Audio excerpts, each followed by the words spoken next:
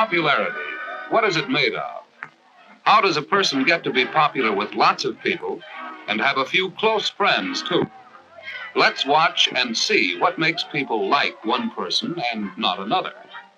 Hey, Jerry, there's that new girl in our math class. Oh, yes. Her name's Carolyn Ames. She's a swell kid. Why? You know her? Not very well. I wish I did. I don't know what it is, but there's something about her you like. Well, she always looks nice to start with. Yeah, especially when you compare her with some of the weird characters in this place. Yoo-hoo! Ginny thinks that she has the key to popularity, parking in cars with the boys at night.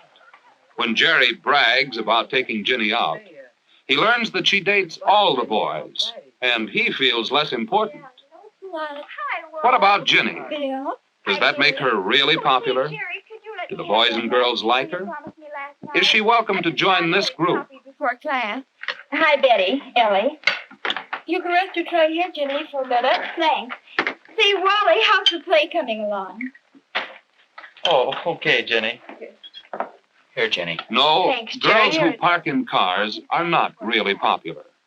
Not even with the boys they park with. Not when they meet at school or elsewhere. Nothing like being Miss Popularity. Yeah. Meow, meow. Okay, Ellie.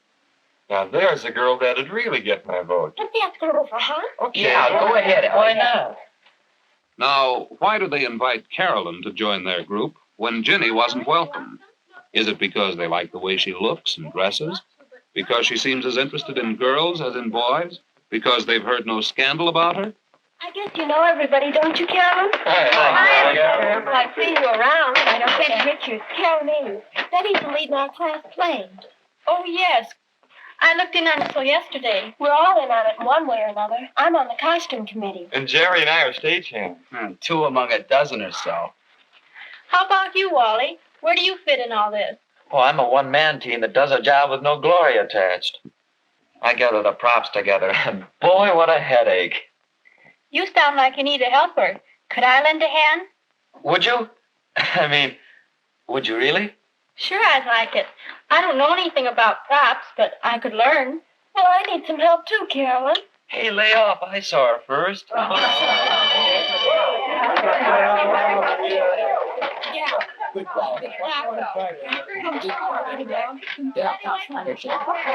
Say, we ought to get together and talk over those props a little. Could you meet me backstage at 3:15? Oh, that'd be fine, Wally. I think maybe I'll take Carolyn to the dance Saturday night. Well, better go ahead and ask her if we could work out a double date. Saturday's soon enough.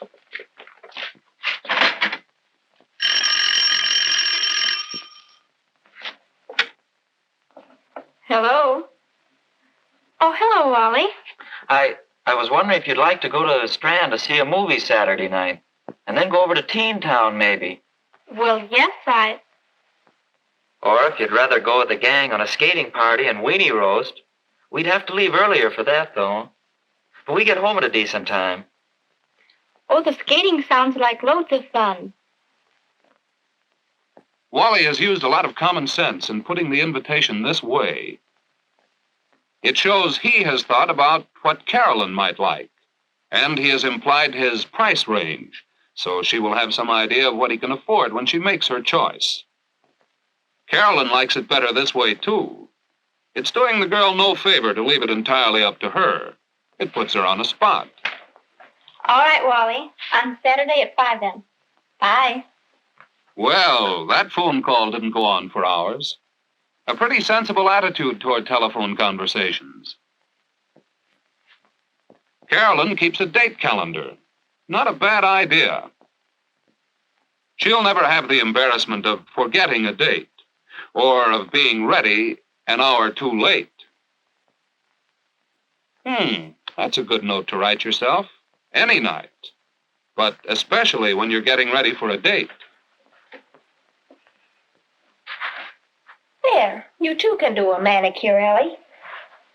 I might even know what to wear it with tonight if I only knew if Bill dug up transportation to the dance. You sure he knew to phone you here at my house? I told him 3 times. I'll have to be getting home to dinner pretty soon. Take my advice.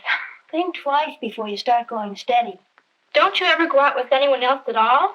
Nope. Well, don't you ever want to? On nights like this, I do. I never know what he's planned. He just says, will you decide, Ellie? I should think you'd run out of ideas. Oh, I'm getting to that point.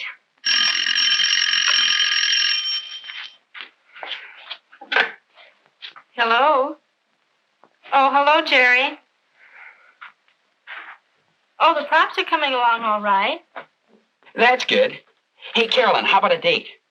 Well, I don't know, Jerry.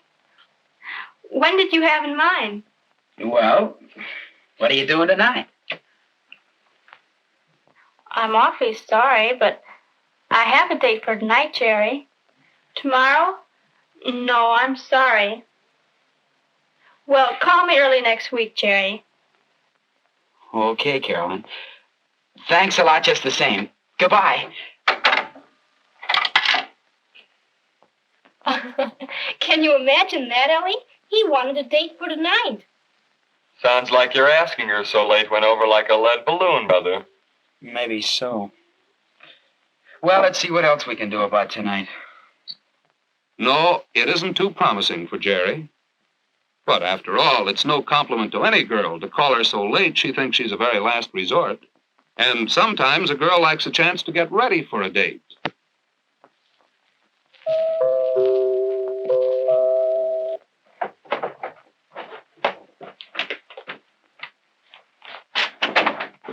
Hello, Wally. Come on in. Hello yourself. Gee, look at you all ready and right on time, too. That's a good deal. Thanks. Mother, are you busy? I'd like you to meet my father. Dad, this is Wally Johnson. Well, hello, Ollie. How do you do, Mr. Ames? Here I am, darling. And I suppose this is Wally. That's right, Mrs. Ames. How do you do? Well, it's nice meeting you. Oh, excuse me a second. I forgot my scarf. I'll be right back. Don't let me interrupt your eating, Mr. Ames. Thanks, Wally. I was just looking before we go to dinner. I tricked him into taking me out tonight. I understand you're having a little trouble with the props for the play. Oh, not too many now. Much as I hate to admit it, though, Carolyn has hunted down a lot of things that we couldn't find any place. Here I am, all set. Oh, Carolyn, I made some brownies today. Maybe you and Wally would like some when you get back. There's some milk in the icebox, too, isn't there? How does that sound? Gee, that sounds good. We'll take you up on it, Mrs. Ames. Thanks. Carolyn and her mother have found one way a girl can repay a boy for entertaining her. A bite to eat at her house will save him money. Perhaps they'll bring another couple home with them. That would be fun. Folks know when we'll be home? We'll be home before 11, Mother.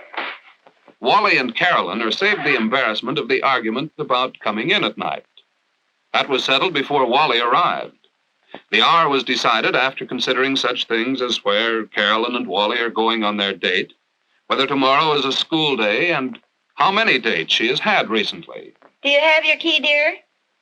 The family knows Carolyn will stick to her word. All right. Have fun, you two. I'll take good care of her, Mrs. Ames. Bye. Bye. Goodbye. Goodbye. Wally felt at ease with Carolyn's parents and will be eager to return to her home. They liked him, too.